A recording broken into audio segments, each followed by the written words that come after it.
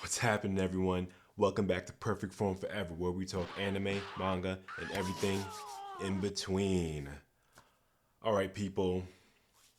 Today we're going to talk about the One Piece card game, right? So, literally, I just had a random thought, and I haven't seen it being spoke about, but I decided to speak about it because I find it interesting and I want to get your perspective on this. So, what I want to talk about today is Bandai's print run of the One Piece card game up to this moment, right? And pretty much come up with conspiracy theories on why the game is where it's at as far as card distribution, right? So the obvious one that we've been hearing is Bandai just can't print them, right? They just can't print them. They're they just can't print enough, right? Also another one I've heard is that the card stores aren't pre-ordering enough. Like they kind of hesitant on what they're pre-ordering and not really anticipating the the demand of One Piece, right? And when they get their order, those allocations are cut. Blah blah blah blah, right? But I want to take it a little bit further than those two. We'll say excuses, predicaments, whatever the case may be. But I want to start thinking about other possibilities why this shortages is happening. And the reason why I'm bringing this up now because I'm seeing a lot of people's pre-orders for set 6 being canceled. At least they're making either threaded reds about it. Threaded reds? No, Reddit threads about them or posting it on Facebook or Discord or whatever the case may be. So it's starting to pop up now since the release is coming next week, and we're going to pre-release this week, this weekend, right? So again, I just want to come up with outside theories why you think why I think Bandai's not printing as much, right? So one thing I've started to think about is what if Bandai's doing this on purpose? All right? Now, hear me out on this one. So Bandai doing this on purpose. So if you're in the community, you've known that there's a couple of card stores that's been putting out pre-orders and going bankrupt, like they're going under, right? They can't they didn't get their allocation for OPO5. They can't get the refunds out. Customers are doing chargebacks, and some of the cards are saying, like, oh well, we don't got the money, right? So you gotta do a chargeback with your bank and all that stuff, right? So with that, that comes with either I'm not sure if they were new stores, established stores, maybe they did other card games, but they're not getting the allocations they want when it comes to put One Piece in the pre-order that's coming out, right? So I'm wondering if Bandai knows that, right? If Bandai knows that there's a lot of these online stores, physical locations, these new ones popping up out of nowhere, and Bandai's test is that long pre-order window they have for card stores, right? So they use those long waits, then they put it out in waves to where it's like almost a test to see, okay, can you manage the strain of how we do business? You know what I'm saying? And also, I wonder if Bandai understands the economic situation going on in the rest of the world, right? I wonder if they know that they want to see if not card companies, car shops, online stores will will go to test of time getting their allocation. You know what I'm saying? So again, this is random stuff. I was just thinking about it. I said, might as well make a video about it because I know a lot of you guys will frame this, either have your own theories about this or have ideas or understand what I'm saying and kind of elaborate more on it. But I'm wondering if the way Bandai system is that it's like okay, we could give you product, but we don't know if you're gonna last in 3 years. So we're not gonna allocate you like that, right? Unless you've been a long time, you've been in the game for a minute, you've been sustaining all the numbers, and they say, okay, we know you're good for it. But it seems like if you look online, especially with the One Piece card game, these stores are popping up out of nowhere. These people that only sell on Facebook, only sell on eBay, they're just kind of popping out of nowhere. So I'm wondering if Bandai's like, yeah, we'll give you some, but we ain't gonna give you all that much. We're gonna just see where you stand in the next 5 years or so, right? And the reason I'm saying that is because like we all know there's a card store that went under because of they couldn't keep up with demand, and they got their allocation cut, and they kind of closed the doors, right? That actually happened to me in I believe set 2. I think it was set 2. Yeah, it was set 2.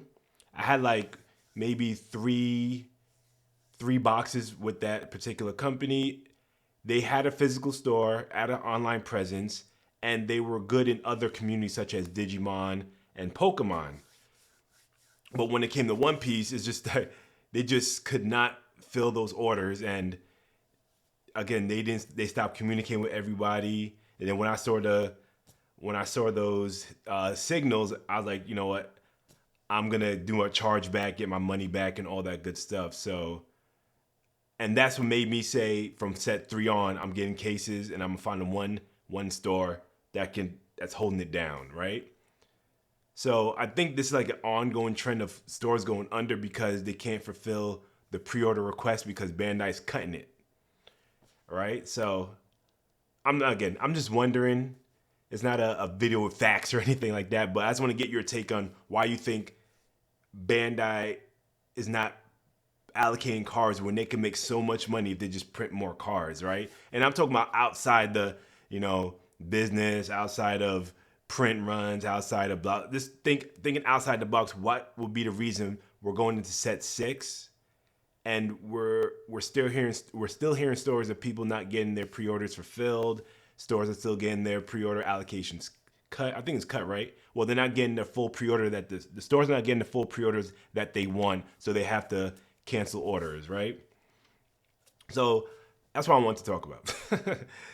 And another thing I had in mind is that that I think Bandai doesn't want to push the uncertain economic outcomes that's going on, right? Because again, inflation, especially in the U.S., I can't speak for other countries, but I know inflation in the U.S. is sky high. Everything costs a lot of money. So I'm wondering if Bandai's like, I don't want to ship out product and it might not. And again, in six months, so Bandai gives all the card stores a 6-month window to pre-order and when they get the product, right? So Bandai's like, well, we don't know how the economic situation is going to be out there, so we're not going to really put out abundance of product. We're not going to fulfill everyone's pre-orders just in case they're not able to sell, or the economic downturn happens and no one's playing cards, or they're playing at a significantly less rate. So again, I'm just wondering if that's what they're looking at. So they're being very cautious of how much product they're putting out there. And even though the hype is through the roof, they're not gonna overstep what they think that, like, you know what, in a year things could go bad to worse. So when they put out, say like they're putting out pre-orders they're looking at the economic outcome, looking to set 9, and you're like, you know what, things aren't getting better economically in all these other countries, so we don't want to be left holding all this product and no one's buying it, or people are canceling pre-orders and things like that. So we could think that, Bandai's just, taking a small step back and just observing the scene and just making sure that they're okay, right? So when they give you product, they will get their money first, and whatever it is, what it is after that, right? Also, I want to get your feedback on the secondary market. A lot of people's like, Bandai needs to keep the secondary. They don't need to keep the secondary market healthy, but the secondary market has to be there to make Bandai stay some kind of afloat or relevant or anything like that, which I find kind of weird because The secondary market is money that's leaving, that Bandai's not making. You know what I'm saying? Like you got Leader Law from OPO1. That card is going for $300. So you can't tell me Bandai's like, we could just print another 500,000 of set one and recoup all that money that one card is getting. Or even just look, well, one thing we know is that, I'm rambling, I know. One thing we know is that Bandai and the people that manages the distribution and all that stuff, there's a disconnect between Bandai, the competitive scene, the collecting scene, and how the game is doing on a more local, national level, right? They had Worlds, it was huge, but in a national level, seeing how like, because I hear a lot of stories about Europe, they're not getting enough product out there. You know, Latin America not getting enough product out there. So it's not like a local U.S. thing. It's like almost like a worldwide West thing that no one's getting the cards that they want and have to go to secondary markets to pick up just standard cards. So I don't know. This again, I just thought of this about 10 minutes ago and I decided to put on the camera and talk and see if I get my thought out there, then have you guys help me put out some theories and why you think this shortage is taking so long for Bandai to catch up with, right? Because I remember a lot of, when I started this YouTube channel, I was watching other YouTubers, a lot of them were saying, you know, Bandai couldn't anticipate One Piece being so popular after set one. Okay, I understood that. After set two, understood that. And when set three came around, people that pre-ordered the game stores that pre-ordered 1 and 2 just said like, you know what? Let's pre-order more set 3. Boom, still shortage there. Set 4, that was not as popular, so it was perceived that there was a lot of product, but no, it just wasn't popular with us. Then no one anticipated the anniversary set 5 to blow up the way it did, which I understand, but you're not telling me that the card stores didn't put in bigger orders because of the previous 4 sets? So I'm just thinking that Bandai is purposely doing this on purpose, just to save their butts if the things don't turn out well in the 6-month time period it takes for us to have the cards. And that's pretty much it.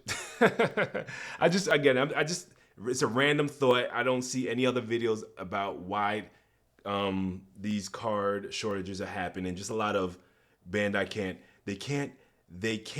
predict that it would be so popular. Now that it's popular, they just can't keep up with demand. It's like, come on now, you're a highly profitable company, as I think it might be. I think they're highly profitable, and they can't get it together, right? They're making Union Arena. I heard they're making another TCG, what to do with sand or some jazz. I don't know. So they're trying to put IPs out there. So the one big hitter could literally fuel the other ones and make their portfolio great. But it seems like, and Dragon Ball Fusion World. But I don't know. It's just weird that Bandai has a hitter right now, right? Which is One Piece. Regionals are selling out in minutes. Treasure Cups are selling out in minutes. All of them. I'm talking about all of them outside of the East. All of them are selling out in minutes. And we're talking about in online and offline. So you can't tell me that again, like I don't want to give Bandai or the people that's running the scene the benefit of the doubt that they just don't see it, because they have to see it. They're a business. They have to be in business of understanding how things are going, right? Right? Like if you see something that's hot, you want to see, okay, what's the demand on it? What's making it hot? Can we get more product out to them? So I don't know. I think they're just on their own timeline and they don't care what happens. It's like, look, this is our print run. This is what it is. So one card store could do a small order of OPO1, Small order OPO2, see that's blowing up. Make a bigger one of OPO 3 and 4. Make a bigger one of 5, and now 6 is like they're trying to get as much as they can, and Bandai's like, nah, we're not gonna overstock you. We're gonna just kind of keep you where you're at. Your stores went from silver to bronze, to bronze, silver to gold. Cool. You get 2 more cases or something like that. But I think Bandai's being conservative of how they're doing this card game, and that's what's keeping it stagnant as far as product. I think Bandai's just, you know what, we can print, but we're not gonna print just in case the economy goes belly up. And we have all this product and no one wants to buy it because no one can afford it because people got lives and they got to eat.